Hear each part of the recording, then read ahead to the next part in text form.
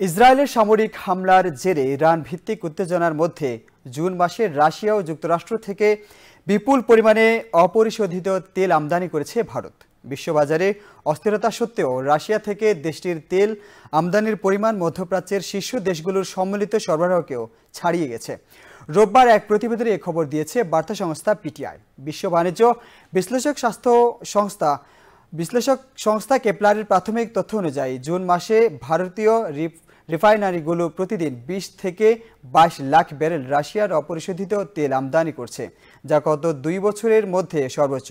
এই পরিমাণ Iraq, Saudi আরব, সংযুক্ত আরব আমিরাত ও কুয়েতের সম্বলিত সরবরাহ থেকেও বেশি। মে মাসে ভারতের রাশিয়া তেল থেকে আমদানির পরিমাণ ছিল ১৯.৬ লাখ ব্যারেল। একই সঙ্গে জুনে যুক্তরাষ্ট্র থেকে আমদানি বেড়ে দাঁড়িয়েছে ৪.৩৯ লাখ ব্যারেল প্রতিদিন, যা আগের মাসের ২.৮ লাখ ব্যারেল থেকে উল্লেখযোগ্যভাবে বেশি। মধ্যপ্রাচ্য থেকে ভারতের জুন মাসের তেল আমদানি কমে দাঁড়িয়েছে প্রায় ২০ লাখ ব্যারেল, যা আগের মাসের তুলনায় কম।